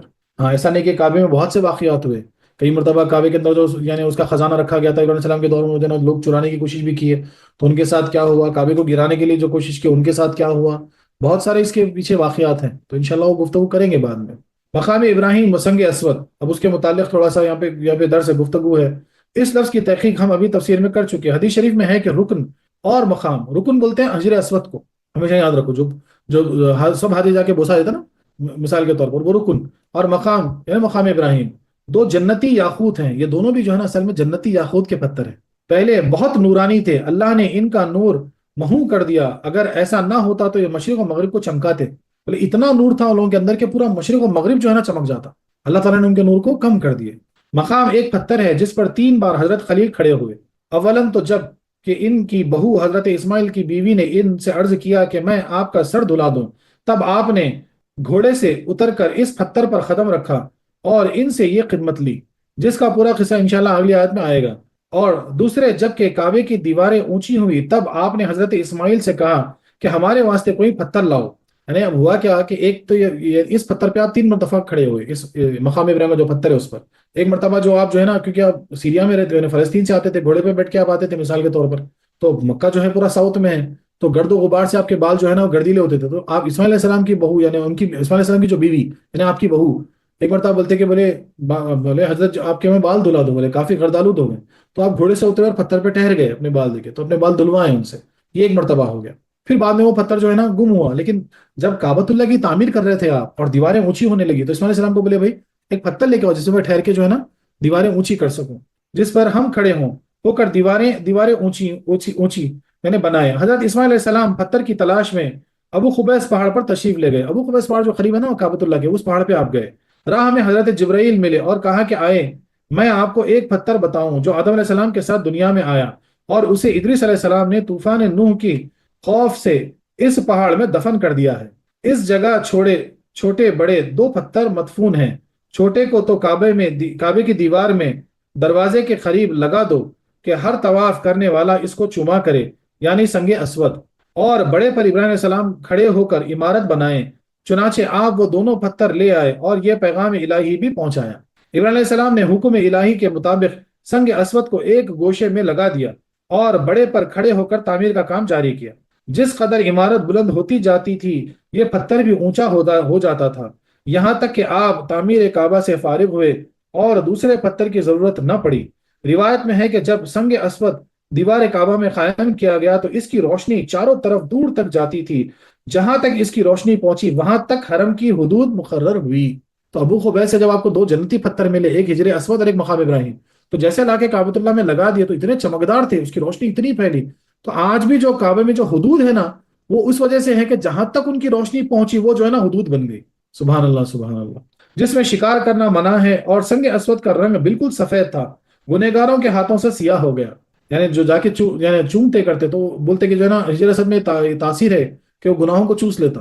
تیسری، جب کہ آپ تعمیر کعبہ سے فارغ ہوئے تب بحکم الہی کوہ ابو قبیس پر بھی مقام ابراہیم رکھا اور اس پر چڑھ کر جو چوطرفہ آواز دی کہ اے اللہ کے بندو حج کے لیے آؤ، جس کا ذکر خود قرآن کریم نے فرمایا وَأَذِّنُوا فِي النَّاسِ بِالْحَجِّ يَأْتُوكَ رِجَالًا وَعَلَى كُلِّ سَامِرٍ يَأْتِينَ مِنْ كُلِّ فَجٍّ عَمِيقٍ۔ یہ آواز قیامت تک کے پیدا ہونے والی روحوں نے سنی، جو خاموش رہیں اسے حج نصیب نہ ہوگا، اور جس نے جتنی بار لبیک کہا اتنی بار ہی حج کرے گا۔ حدیث عام تفسیر میں لکھا ہوا ہے۔ سبحان اللہ سبحان اللہ۔ دیکھیں یعنی ابراہیم علیہ السلام جب ابو قبیس پہ مقام ابراہیم کا پتھر رکھا گیا، اس پہ چڑھ کے جو ہے نا آواز دیے کہ بولے آؤ مردوں میں یہاں حج کرو کعبے کے اللہ کے گھر کی، تو قیامت تک جو پیدا ہونے والی ہے سب روحوں نے ان کی بات کو سنے، جو خاموش رہے وہ کبھی حج کو نہیں گئے، ان کو کبھی حج نصیب نہیں ہوا زندگی میں، اور جو جتنی بار جو ہے نا لبیک لبیک کہتے گئے اتنی بار جو ہے نا وہ حج کو گئے، کوئی ایک بار کہے تو ایک بار، کوئی 10 بار کہے تو 10 بار۔ سبحان اللہ سبحان اللہ۔ اس وقت اسی پتھر میں حضرت خلیل کی انگلیوں کے نشان نمودار ہو گئے، بہت عرصے تک لوگوں نے یہ نشان دیکھا، مگر چومنے والوں کی کثرت سے کچھ محو ہو گیا، یعنی کچھ مٹ گئے، یعنی ہلکے سے، یعنی ابھی بھی ہے نشان لیکن ہلکے سے ہیں۔ اب کچھ خفیف سا نشان باقی ہے۔ پہلے یہ پتھر خانے کعبہ کے مستقل رکھا ہوا تھا، حضرت عمر کے زمانے میں ایک عظیم سیلاب آیا جس کا نام ہے سہیل یعنی نحشل، اس سیلاب سے یہ پتھر اپنی جگہ سے ہٹ کر دور جا گرا۔ حضرت عمر خود تشریف لائے اور مطاف کے کنارے چاہے زمزم کے پاس اس کو رکھا اور اس پر ایک پتھر کی عمارت بنا دی۔ اب تک وہی عمارت ہے اور اسی جگہ یہ پتھر موجود ہے۔ اس کے سامنے کچھ تھوڑی جگہ اور پاٹ دی گئی ہے جس میں آگے پیچھے کل 12 آدمی نماز پڑھ سکتے ہیں۔ اس کی پوری تفسیر عزیزی وغیرہ میں پڑھ لیجیے اور معتبر تفسیر میں دیکھیے۔ یعنی اب یہاں کیا بولا جا رہا ہے کہ ایک مرتبہ کیا ہوا تھا، حضرت عمر کے زمانے میں بہت بڑا طوفان آیا تھا، سیلاب آیا تھا، تو یہ پتھر جو تھا نا بالکل خانہ کعبہ کے قریب تھا، تو وہ اکھڑ کر جو ہے نا دور گر گیا۔ تو حضرت عمر فاروق رضی اللہ عنہ خود آ کے جو ہے نا اس کو جو ہے نا ایک جگہ رکھ کے، اب وہ جہاں پہ آج مقام ابراہیم ہے اگر آپ گئے تو دیکھیں گے تو وہیں پہ بازو جو ہے نا زمزم کا کنواں ہے نیچے۔ پہلے وہ ہوا کرتا تھا، اب پرانے فوٹوز دیکھیں گے نا تو سیڑھیاں تھی، نیچے جا سکتے تھے۔ میں گیا ہوں الحمدللہ 98 میں، جب میں گیا تھا 1999 میں، تو میں اندر گیا تھا زمزم کی جگہ پہ، بولی کو بھی دیکھا کر دیکھ سکتے تھے ہم، اور وہیں پہ زمزم ملتا تھا، پانی پی کے جو ہے نا آنکھ پہ دالے کرتے سکتے تھے اور اوپر چڑھتے تھے۔ بعد میں ہوا ہے کہ حاجی زیادہ ہونے لگے تو جو نیچے جانے کا جو مسئلہ تھا نا وہ ڈینجر تھا، وہ لوگ جا کے پھنس جاتے تھے، واپس نہیں آ سکتے تھے، بہت مسئلہ تھا۔ اس وجہ سے وہ کیا کیا معلوم، اس کو بند کر کے پائپ لائن کر دیے۔ تو وہیں پر ہے مقام ابراہیم کے بالکل بازو میں جو ہے نا چاہے زمزم تھا، تو تمہارے فاروق وہاں رکھ کے جو ہے نا اس کو ایک نیچے سے جو ہے نا پتھروں کی عمارت کی جیسا بنا کے جو ہے نا اس میں مقام ابراہیم لگا دیے۔ اب اس پہ آج شیشہ پہنا دیا گیا مثال کے طور پر، تو وہ عمارت تو لیکن وہی ہے، بیس جو ہے نا وہی ہے۔ سبحان اللہ سبحان اللہ۔ مکہ مکرمہ میں 15 جگہ دعا بہت قبول ہوتی ہے، ہم اس کو اور غور سے سنیے، انشاءاللہ سب کو نصیب ہو جانا، جب جائیں گے تو یہ چیزیں بہت یاد رکھیے۔ 15 جگہ جو ہے نا بہت زیادہ دعا مکہ میں قبول ہوتی۔ ایک ہے ملتزم، یعنی سنگ اسود اور دروازے کعبہ کے درمیان۔ لوگ اصل میں یہاں تھوڑا کنفیوز ہو جاتے ہیں، ملتزم مطلب کیا سمجھتے ہیں معلوم ہے؟ دروازہ نہیں، دروازہ نہیں، دروازہ اور حجر اسود کے بیچ کی جگہ، اس کو ملتزم کہا جاتا ہے۔ وہاں پہ دعا برابر قبول ہوتی، رد نہیں ہوتی۔ جہاں پہ اکثر جو ہے پولیس والا بھی چڑھ کے ٹھہر جاتا ہے حجر اسود پکڑنے کے واسطے، بولے وہ جگہ دروازہ اور حجرت کے بیچ کی جگہ ملتزم کہتے ہیں اس کو۔ دوسرا ہے میزاب، یعنی کعبہ معظمہ کے پرنالے کے نیچے، رکن یمانی کے پاس، یعنی بالکل جو ہجر اسود کے جو پیچھے والا جو پارٹ ہے نا اس کو یمنی کہتے ہیں، رکن یمنی، جہاں ہجر اسود لگا ہوا ہے بالکل اس کے پیچھے والا کونا، وہاں پر بھی دعا قبول ہوتی ہے۔ صفا و مروہ کے درمیان، سنگ اسود جب چومتے اس وقت، اور مقام ابراہیمی کے قریب دعا قبول ہوتی۔ خانہ کعبہ کے اندر اور مینا شریف میں، مینا کے میدان میں، اور مزدلفہ کے میدان میں، اور عرفات کے میدان میں، 3 جمروں کے پاس جہاں کنکریاں مارتے ہیں وہاں پر، اور چاہے زمزم پر، جہاں زمزم چاہے زمزم یعنی اس کی بولی ہے، وہ تو خیر اب دکھتی نہیں ہم کو، وہاں پر، اور زمزم پیتے وقت، یہ ساری جگہ، یہ 13 جگہ اس کو یاد رکھیے، یہاں پہ جو ہے نا دعا بہت زیادہ قبول ہوتی ہے، یعنی 15 جگہ، وہ شیطان کی 3 جگہ ہے نا، وہ 2 ملا کے 15 ہو گئی، یعنی یہ جو 15 جگہ ہیں وہاں پر دعا بہت زیادہ قبول ہوتی۔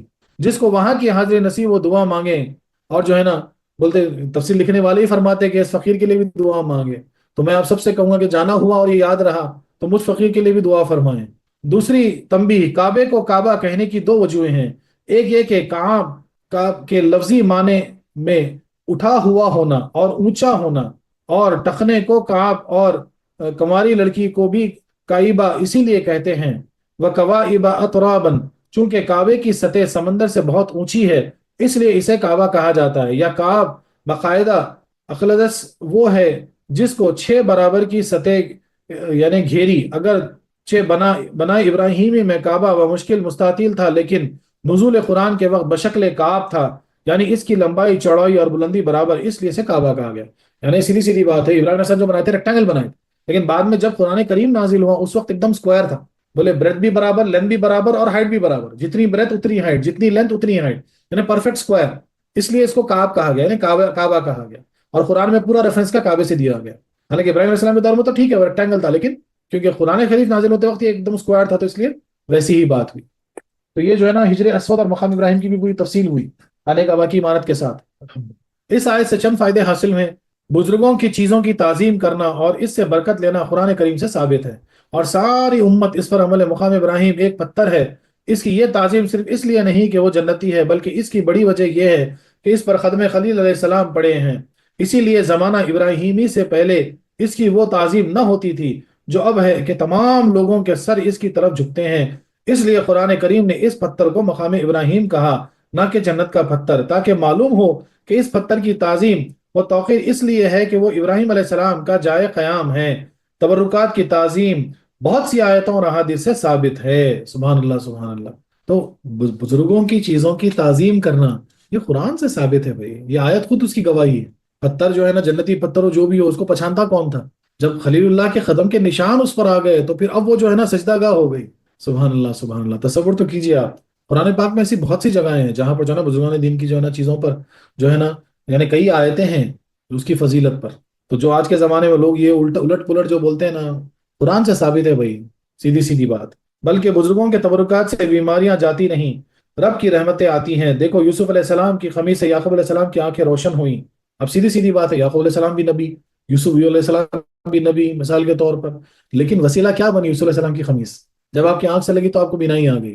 سبحان اللہ سبحان اللہ، آپ کی بینائی دور ہو گئی۔ اور ایوب علیہ السلام کے پاؤں کے دھوبن سے آپ کو شفا ہوئی، اور آج تک آب زمزم شفا ہے کہ حضرت اسماعیل علیہ السلام کی ایڑی سے پیدا ہوا۔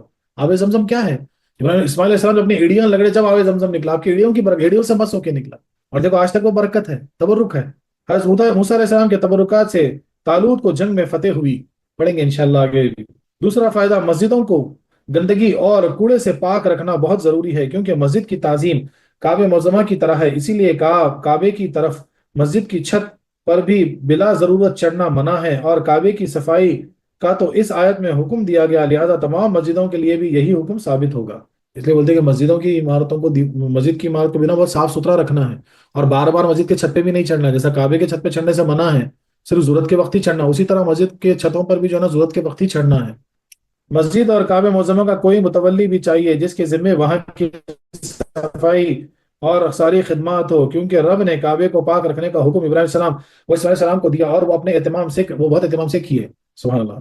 مسجدوں میں اعتکاف، نماز وغیرہ دینی کام ہی کریں گے، کیونکہ اس آیت میں بتایا گیا کہ یہ صفائی اعتکاف کرنے والے اور نمازیوں کے لیے ہے۔ مسافروں کو ہر مسجد اور مسجد حرم میں ٹھہرانا اور سونا وغیرہ جائز ہے، کیونکہ عاکفین کے معنی مسافر بھی کیے گئے ہیں۔ تمام مسجدیں بلکہ سارے سجدے مکہ معظمہ کی طرف ہونے چاہیے، کیونکہ اس آیت میں بتایا گیا کہ ہم نے کعبے کو لوگوں کا جائے رکوع بنایا۔ لوگوں کے رکوع کرنے کی دو صورتیں ہیں، ایک یہ کہ وہاں جا کر حج کریں، اور دوسرے یہ کہ ہر جگہ سے ادھر ہی رخ کر کے سجدہ کریں۔ سبحان اللہ۔ جو مجرم کے حرم شریف میں جا کر امن لے لے، اسے نہ تو وہاں سے گرفتار کر سکتے ہیں اور نہ وہاں سے سزا دے سکتے ہیں، بلکہ اس تک رزق وغیرہ نہ پہنچنے دیں تاکہ وہ خود مجبور ہو کر نکلے، کیونکہ اس مقام میں امن فرمایا گیا، اس کو امن فرما دیا گیا، وہاں کچھ نہیں کر سکتے۔ آٹھواں فائدہ، اس آیت کی شان نزول سے معلوم ہوا کہ حضرت عمر فاروق نہ تو تبرکات بزرگان کے خلاف تھے اور نہ انہیں مٹانا چاہتے تھے۔ دیکھو مقام ابراہیم جو ابراہیم کی یادگار اور ان کی تبرک ہے، حضرت عمر فاروق عنہ کی رائے سے عظمت والا اور مسلح بنا۔ بیت الرضوان کا درخت حضرت عمر فاروق نے ہرگز نہیں کٹوایا، بلکہ وہ اصل درخت گم ہو گیا تھا، لوگوں نے دوسرے درخت کی زیارت شروع کر دی تھی، آپ نے اس غلط فہمی کو دور کرنے کے لیے وہ دوسرا درخت کٹوا دیا۔ بخاری شریف کی حدیث سے ثابت ہوتا ہے۔ اکثر لوگ بولتے ہیں کہ بھائی جو درخت رویا تھا نبی کریم صلی اللہ علیہ وسلم کے واسطے، وہ جو درخت تھا اندر آپ کے کعبے، بولے وہ عمر فاروق رضی اللہ عنہ جو ہے نا کٹوا دیے گئے، حقیقت وہ نہیں ہے، اصل درخت تو گم ہو گیا تھا سرکار کے پردہ کے بعد، کوئی دوسرا ہی درخت تھا جو لوگ جو ہے نا اس کی طرف نسبت کرنے لگے تھے، تو وہ جو ہے نا جا کے ایسا نہ ہو کہ لوگ جو ہے نا جا کے درخت کو چومنے چاٹنے لگے، مثال کے طور پر ایک تماشا بن جائے، اس لیے آپ نے اس کو کٹوا دیے۔ عین نماز کی حالت میں بزرگوں کے تبرکات کی تعظیم جائز ہے۔ دیکھو نماز مقام ابراہیم کی طرف ہوگی، اس میں نماز کی حالت میں اس پتھر کا احترام بھی ہوگا۔ حضرت صدیق اکبر نے بحالت نماز حضور کا ادب کیا، خود مصلی بنے اور پیچھے آ گئے، حضور درمیان نماز میں امام ہوئے۔ یا سبحان اللہ، کیا پیاری بات ہے۔ یعنی اس واقعے سے نا اس کو خالی عبرت پکڑنا ہے یار، اس سے ساری سوچنا ہے کہ ایک مرتبہ سیدنا ابوبکر صدیق رضی اللہ عنہ جو ہے نا نماز پڑھا رہے، امام بن گئے، پیچھے صحابہ کرام، اور وہاں سے حضور تشریف لا رہے، تو جیسے اب نماز میں ہے ابوبکر صدیق رضی اللہ عنہ، لیکن نبی کریم صلی اللہ علیہ وسلم کو آتے ہوئے دیکھتے ہیں، نماز میں دیکھتے ہیں، نماز توڑے نہیں، نماز میں دیکھتے ہیں، اور امام ہوتے ہوئے پیچھے آ جاتے ہیں۔ بولے سارے انبیاء کرام کے جو امام ہیں، بولے وہ کیسے پیچھے نماز پڑھیں گے، آپ پیچھے آ گئے، اور سرکار جا کے نماز کو کنٹینیو کریں۔ تو پتا کیا چلا یہاں پہ، نہ نماز ٹوٹی اور نہ نماز میں خیال تو دور کی بات ہے، صدیق اکبر تو نبی کریم صلی اللہ علیہ وسلم کو منہ پلٹا کے دیکھ لیے، اور یہ بدماش کیا بولتے ہیں، بولے نبی کریم صلی اللہ علیہ وسلم کا خالی خیال آنا، بولے یہ شرک ہے، بدعت ہے، ورنہ ہم کا ہے، فلانا ہے، بولے اللہ اکبر۔ اس سے وہ لوگ عبرت پکڑیں جو کہتے ہیں کہ نماز میں حضور کا خیال کرنا گدھے بیل کے خیال سے بدتر ہے، معاذ اللہ معاذ اللہ۔ وہ مقام ابراہیم کے متعلق کیا کہیں گے، بلکہ صفا و مروہ کی صحیح تعظیم پر حج و عمرہ موقوف ہے۔ صفا و مروہ حضرت حاجرہ کی گزرگاہ ہے، کہ بی بی حاجرہ جو بھاگے تھے، جو دوڑے تھے، اسی کو تو حج اور عمرے کے جو ہے نا ارکان بنا دیے گئے، مثال کے طور پر وہاں کیا کرو گے، وہاں بھی تو جو ہے نا ان کو ہی فالو کر رہے ہیں نا، بی بی حاجرہ کی نقل کر رہے ہیں نا، تو پھر اس کو بھی شرک بدعت کہو گے کیا؟ دوسرا فائدہ، جب مقام ابراہیم اس لیے قابل عزت ہوا کہ حضرت ابراہیم علیہ السلام کا قدم اسے لگ گیا، تو حضور کی ازواج و صحابہ کرام و اہل بیت و زام کی عزت کا کیا پوچھنا کہ انہیں حضور کی نور سے بہت قرب ہے۔ قرب رہا، سبحان اللہ سبحان اللہ، مدراک و خزائن الفام نے لکھا ہوا ہے، اسی لیے جو ہے نا اس کا احترام وہ بہت ضروری ہے۔ سبحان اللہ سبحان اللہ، کیا پیاری بات ہے۔ تو یہ فائدے حاصل ہوئے، کچھ سوالات ہے یہاں پر، کچھ اعتراض ہیں۔ پہلا اعتراض، حج کی کیا ضرورت ہے اور دنیا بھر کو وہاں جمع کرنے سے کیا فائدہ کہ لوگ اپنے کام کا نقصان کر کے پیسہ برباد کریں، وہاں جا کے چکر لگائیں؟ کیسا سوال ہوا دے، اس کا جواب سنیے۔ اس کے چند جواب ہیں۔ ایک یہ کہ قدرت نے انسان میں دو قوتیں رکھی ہیں، ایک عقل، دوسرا عشق۔ انسان میں اللہ تعالیٰ دو قوتیں رکھی، عقل والی ہمیشہ دماغ سے جو چلتی، اور عشق جو دل سے چلتا۔ عقل، ایک عقل اور دوسرا عشق، جو اس کے لیے دو پاؤں کی طرح ہے، نہ تو فقط عقل کافی ہے نہ صرف عشق سے کامیابی۔ اسی لیے عبادت دو قسم کی ہیں، بعض میں اطاعت غالب اور بعض میں عشق کامل۔ بولے بعض میں اطاعت، بولتے نا شریعت، بولے ایسا پڑھو ایسا پڑھو، ایسا کرے ٹوٹ جائے گا، ایسا کرو غلط ہو جائے گا، ایسے کرنا صحیح ہوگا مثال، اور بعض میں عشق کامل ہے۔ لیکن ہر عبادت میں یہ دونوں موجود ضروری ہیں۔ نماز، زکوٰۃ وغیرہ میں اطاعت کا غلبہ ہے، اور روزہ اور حج وغیرہ میں عشق کا اظہار۔ چنانچہ حج میں دعائیں استغفار کا تعلق عقل سے ہے، مگر احرام باندھ کر عاشقانہ حالت پیدا کرنا، بیت اللہ کے آس پاس گھومنا، عرفات وغیرہ میں لبیک پکارنا وغیرہ، یہ سب حضرت عشق کے جلوہ گری ہے۔ بے شک حق ہے، حق ہے، حق ہے۔ سبحان اللہ سبحان اللہ۔ بولے کتنا بھی امیر آدمی ہو، دو کپڑے میں احرام باندھ لیتا اور وہیں گھومتے رہتے بس کعبے کے طرف، دعا استغفار، بینا میں جا کے لبیک لبیک پکار، یہ سب کیا ہے؟ یہ عاشقانہ، یہ حضرت عشق کے جلوے ہیں، یہ اللہ کے عشق کی حالت ہے۔ سبحان اللہ سبحان اللہ۔ دوسری یہ کہ انسان کے علوم و کمالات آپس کے اجتماع سے بڑھتے ہیں، اس لیے جنگلی لوگ اکثر جاہل اور بے تہذیب، اور شہر کے لوگ عام طور پر مہذب ہوتے ہیں، کیونکہ شہر میں ہر قسم کے لوگ کا اجماع ہوتا ہے۔ ضرورت تھی کہ دنیا بھر کے مسلمان کبھی ایک جگہ جمع ہو کر ایک دوسرے کے حالات سے خبردار ہوں، جس سے ہر ایک کی عقل اور علم ترقی کریں اور عالم کے مسلمانوں میں اجتماعی شان پیدا ہو۔ اس لیے دنیا کے آباد حصے کا مکان یعنی مکہ معظمہ منتخب کیا گیا، اور وہاں ہر سال اسلامی کانفرنس ہوا کرے۔ یعنی کیا بولا گیا کہ بھئی جب انسانوں کو جو ہے نا، جو جمع ہوتے مثال کے طور پر کئی جگہ جمع ہوتے، تو ایک دوسرے سے سیکھتے، ان میں تہذیب بڑھتی۔ اس لیے جو جنگلی لوگ رہتے نا اور جو شہر کے لوگ رہتے، دونوں میں فرق یہ ہوتا ہے کہ شہر کے لوگوں میں زیادہ تہذیب ہوتی، کیونکہ بہت سارے لوگوں سے ملتے، بہت سارا تجربہ ہوتا۔ تو ویسے ہی جو ہے نا، ایک اجماعی شکل جو ہوتی، اس میں ایک تاثیر پیدا ہوتی، ایک دوسرے سے سیکھنے کو ملتا بہت کچھ۔ تو اللہ تبارک و تعالیٰ کا بھی یہ جو ہے نا ارادہ منشا تھا کہ ہر سال جو ہے نا سارے مسلمان، دنیا کے سارے مسلمان ایک جگہ جمع ہو، وہاں پر ایک کانفرنس پیدا ہو، تاکہ جو ہے نا بہت زیادہ ایک شان پیدا ہو اسلام میں، اور دوسری چیز ایک دوسرے سے سیکھیں۔ آج دوسری قومیں اپنی کانفرنس کرنے بہت دشواریاں برداشت کرتی ہیں، لیکن مسلمانوں کی یہ کانفرنس بہت آسانی سے ہو جاتی ہے۔ تیسرے یہ کہ انسانی روح شیشے کی طرح صاف ہے، جس میں ایک دوسرے کا عکس پڑتا ہے۔ جب بہت سی روحیں ایک جگہ ہو تو ان سے قوی نورانیت پیدا ہوگی، جیسا کہ چراغوں کی اجماع سے ہوتی ہے۔ اسی لیے اسلام میں جمعہ اور جماعتیں مشروع ہیں۔ سبحان اللہ، کیا پیاری مثال سے سمجھا دی گئی۔ بولے انسان کی جو روح ہے نا، ایک شیشے کی طرح ہے، یعنی ایک بلب کی طرح، ایک روشنی کی طرح، کینڈل کی طرح، صاف شیشے کی طرح، جس پہ عکس ایک دوسرے کا پڑتا۔ تو بولے جب بہت سے لوگ جب جمع ہوتے ہیں ایک جگہ پہ، تو نور بڑھ جاتا، اور وہ نور کا جو تجلی ہوتی ہے نا، وہ ملٹیپلائی ہوتے، سب پہ امپیکٹ ہوتا۔ اسی لیے اجماع کا حکم ہے۔ جمعہ بھی اس لیے ہے، حج بھی اسی لیے ہے، صوفیہ کرام بزرگان دین محفلیں بھی اس لیے کرتے کہ جو ہے نا وہ نورانیت جو ہے نا سب پہ غلبہ کرے۔ سبحان اللہ سبحان اللہ۔ دوسرا سوال، تو اس اجتماع کے لیے عرب کا خشک ریگستان ہی کیوں منتخب کیا گیا، کوئی اور جگہ کیوں نہ چنی گئی؟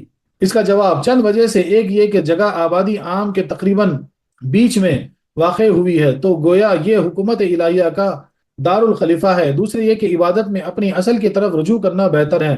نماز میں زمین پر سر رکھا جاتا ہے، کیونکہ زمین ہی ہماری اصل ہے، اس لیے ہی کعبہ معظمہ زمین کی اصل ہے۔ ضرورت تھا کہ مسلمان اپنی اصل پر پہنچ کر حج کے ارکان ادا کریں، اسی لیے نمازیں ادھر منہ کر لیتے ہیں، نماز میں ادھر منہ کر لیتے ہیں اور حج میں وہاں پہنچ جاتے ہیں۔ تیسرا یہ کہ عرب کے اس مقام میں جو بھی آئے گا خاص اس عبادت ہی کی نیت سے آئے گا، دنیاوی اعراض کا بالکل دخل نہ ہوگا، کیونکہ وہاں دنیاوی کاروبار ہوتے ہی نہیں۔ پہاڑی علاقہ ہے یا تفریحی مقامات یا زرخیز خطے میں لوگ سیر و تفریح کی نیت سے بھی جا سکتے ہیں، مگر اس خشک بیابان میں سوائے عبادت کے دوسرا مقصود ہو سکتا ہی نہیں۔ یعنی تین جواب ایسے زبردست جواب دیے گئے ہیں۔ پہلی چیز کہ یہ جو ہے نا پوری زمین کا جو ہے نا سینٹر ہے، مرکز ہے، اور زمین پھیلی ہی یہاں سے، یعنی زمین کی اصل۔ اس لیے ہم جو ہے نا جب سجدے میں ہم اپنا سر مٹی پہ رکھتے ہیں، تو اصل ہمارا مقصد تھا کہ اصل کی طرف لوٹ، اسی لیے کعبے کو چنا گیا، پہلی چیز۔ دوسری چیز بولے یہ ایسی جگہ ہونی چاہیے جہاں پہ جو ہے نا یعنی کوئی چیز اور ہو ہی نہیں، بس سوائے عبادت کے مقصد سے جائیں، عبادت کریں اور آ جائیں۔ بولے وہاں گھومنا گھامنا، اب مثال کے طور پہ وہاں پہ جو ہے نا ایک پہاڑی ہوتا، مثال کے طور پہ وہاں پہ کچھ یعنی کچھ انٹرٹینمنٹ وہ ہوتے، بنا دیے، ریسورٹس بنا دیے جاتے، ہل اسٹیشن بنا دیے جاتے، تو لوگ جو ہے نا عبادت کے علاوہ بھی اس کے لیے وہاں جاتے، لیکن وہاں پہ صرف عبادت کے مقصد سے لوگ جاتے، کیونکہ وہاں کچھ اور ہے ہی نہیں۔ یہ ایک اور ایک چیز ہو گئی۔ تو ایک جو ہے سو زمین کا سینٹر پوائنٹ. دوسرا جو ہے سو زمین کی اصل، وہاں سے زمین پھیلی. تیسرا جو ہے نا وہاں صرف عبادت کے لیے جانا ہے. اور ایک اعتراض، حج میں بت پرستی سے مشابہت ہے، کیونکہ بزرگوں کے تبرکات کی تعظیم کرنا، پتھریلی عمارت کے آس پاس گھومنا، کہیں پتھر پھینکنا، کہیں دوڑنا، ان باتوں سے کیا فائدہ کیا ہے؟ اس میں چند حکمتیں ہیں. ایک یہ کہ ان کاموں سے گزشتہ مقبول بندوں کی یاد تازہ ہوتی ہے، جس سے ان کی اتباع کا جذبہ پیدا ہوتا ہے. مثلا صفا و مروہ کے درمیان دوڑنے میں حضرت حاجرہ کی بے بسی یاد آتی ہے.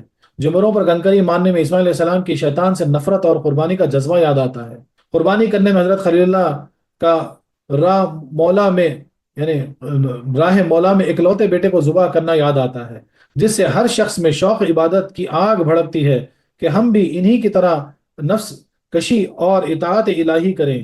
دوسرے یہ کہ ہزار یعنی یہاں پہ ایک مثال یہ دی گئی ہے، ہم جو کرتے ہیں حج میں جا کے، اس میں اصل میں کیا ہے کہ ان ہستیوں کی یاد پوشیدہ ہے جس سے ہم کو ایمان کا جذبہ ملے، ہم کو جو ہے نفس کو ہرانے کا اور جذبہ ملے. وہ کیا ہے کہ اسماعیل علیہ السلام کا ذوق، آپ کی جو ہے نا شیطان سے نفرت، بی بی ہاجرہ کی بے بسی، صفا و مروہ میں دوڑتے وقت اس کو یاد کرنا ہے کہ اس وقت کیا عالم تھا ہوگا، وہ دھوپ، وہ تپش، بولے وہ پتھریلی زمین، اور آپ دوڑ رہی تھی ادھر سے ادھر پانی کے لیے. تو وہ بے بسی کو یاد کر کے جب تم صفا مروہ میں جاؤ گے نا تو معاملات ہی کچھ اور ہوں گے.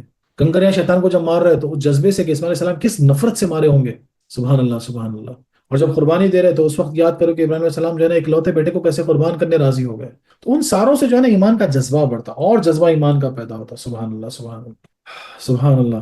دوسری یہ کہ ہر زمین کی علیحدہ تاثیر ہے. جہاں نافرمان رہتے ہوں وہاں مدتوں تک خیر کے آثار نمودار ہوتے ہیں، اور فرما برداریوں کی جگہ میں آثار رحمت نمودار رہتے ہیں.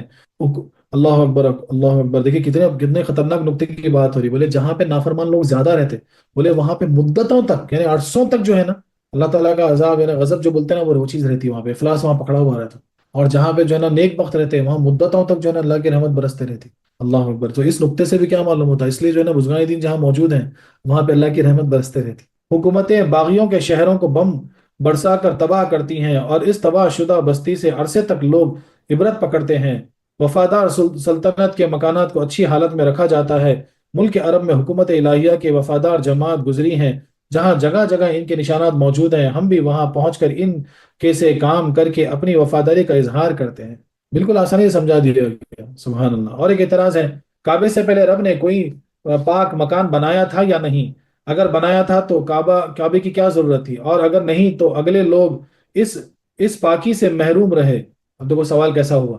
اب اس کی بات سنی، یعنی جب کعبہ بنا بولے اس سے پہلے کے لوگ تھے بولے وہ محروم رہ گئے. بولے اگر کعبہ بعد میں بنا، اور کعبہ اگر اس سے پہلے کوئی اگر مقدس جگہ بن گئی تھی تو بولے پھر کعبے کی ضرورت کیا تھی؟ سوال ان کا ایسا ہے.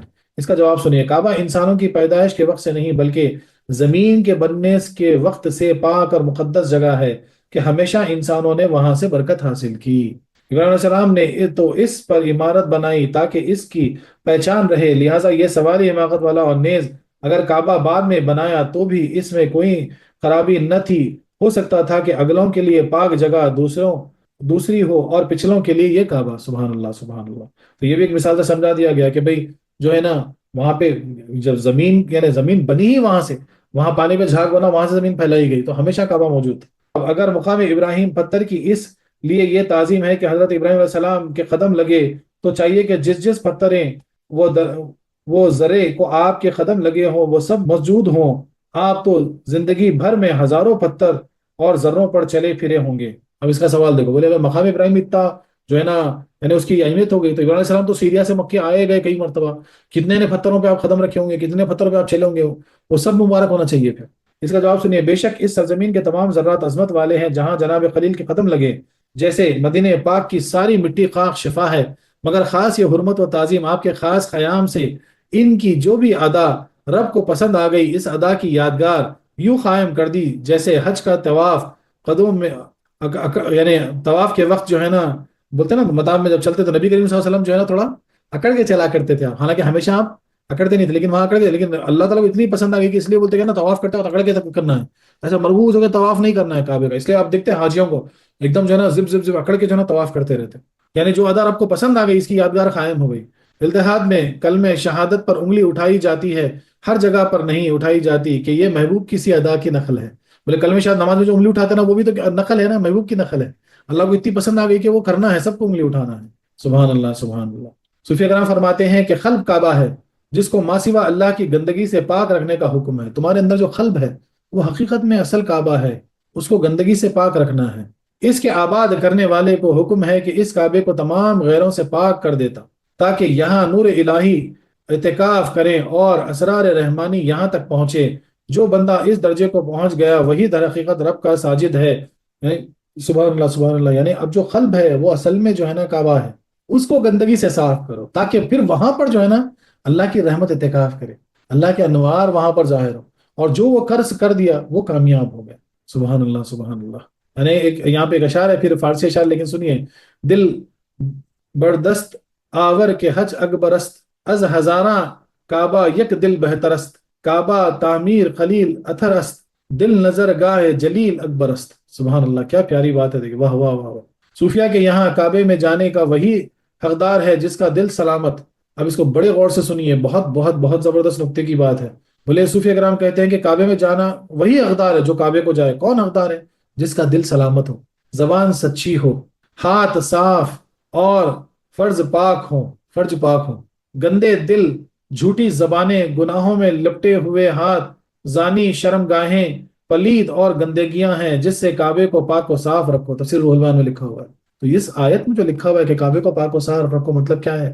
کہ وہی جائے جو اپنا دل صاف کر کے جائے، اپنے ہاتھوں گناہ گار ہاتھوں کو پیروں کو صاف کر کے جائے، اپنے گناہ آلود آنکھوں کو صاف کر کے جائے۔ سبحان اللہ سبحان اللہ۔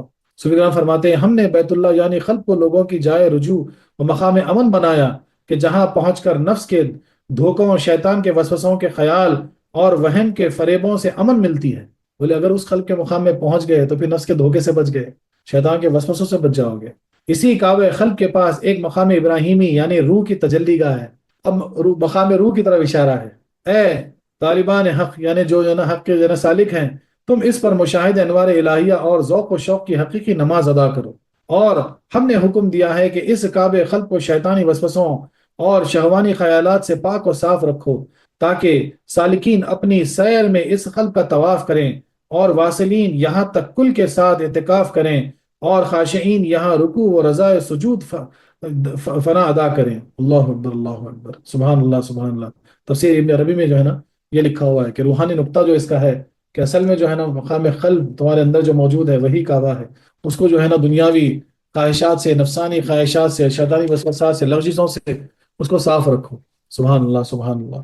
اور اس کے قریب جو مقام ابراہیم ہے وہ مقام روح ہے، اس پہ انوار الہیہ، تجلیات الہیہ جو ہے نا منکشف ہوتے ہیں، اور ایسی جگہ پہ پھر جو ہے نا حقیقی نماز تم ادا کر سکو گے اس قلب میں جس کو حقیقی نماز کہا گیا۔ وہ رکوع سجود وہ کچھ اور ہے جو ہمیشہ باقی رہیں گے۔ سبحان اللہ سبحان اللہ۔